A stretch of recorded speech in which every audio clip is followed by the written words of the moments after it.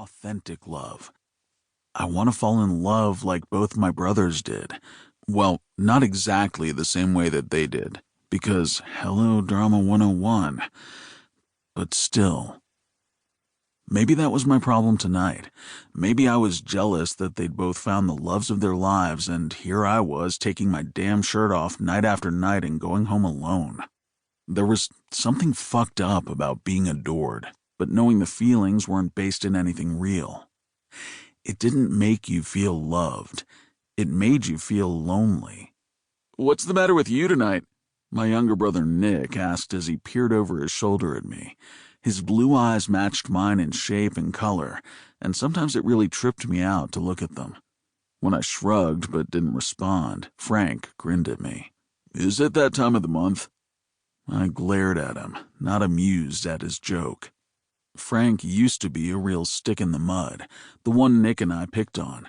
But now that he was with his girlfriend, he was a changed man. Frank was actually fun again, and seemed truly happy, something that had been missing from his life for years.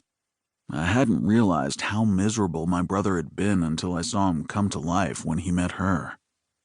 Looking across the bar, I spotted Frank and Ryan's girlfriends, Claudia and Jess, sitting together at a table as they waited for the bar to close. I wanted that. I wanted my girl to be sitting there with them, talking, laughing, and waiting for me. The problem was, I had no idea where the hell my girl was, when I'd find her, or how.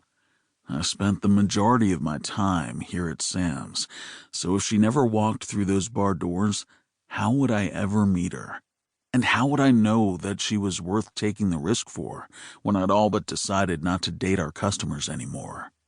Speaking of, dating a customer had worked out for Frank, but I considered that a rarity. Something you would expect to happen all the time in this business, but usually never did. I honestly had no fucking idea where my girl was, but I definitely knew I wasn't currently looking at her.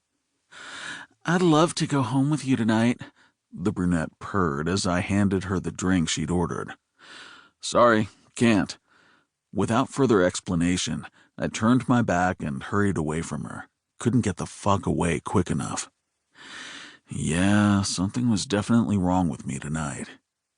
In my defense, I'd quickly learned that dating the women who came into the bar wasn't necessarily the best idea.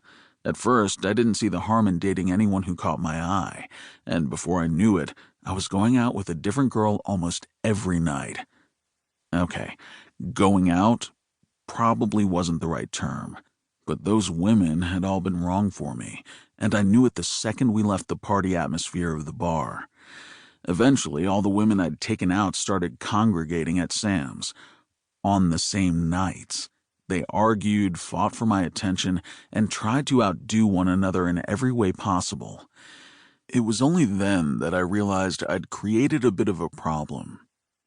The thing was, these women all knew they could find me here at Sam's nearly every night, and as a bartender, I had to be friendly and accessible. I hadn't even considered that reality before it was too late. Frank had warned me that dating customers was a bad idea, but as usual, I hadn't listened. None of the women seemed to take into account that the bar was my place of business. They saw it as a fun place where they could find me anytime they wanted, no strings attached.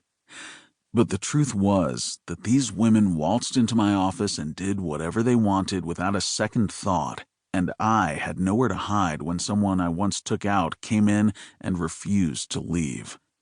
To say that things got uncomfortable there for a while would be a serious understatement.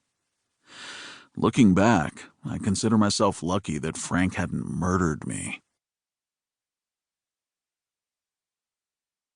Running. Ryan. I loved to run.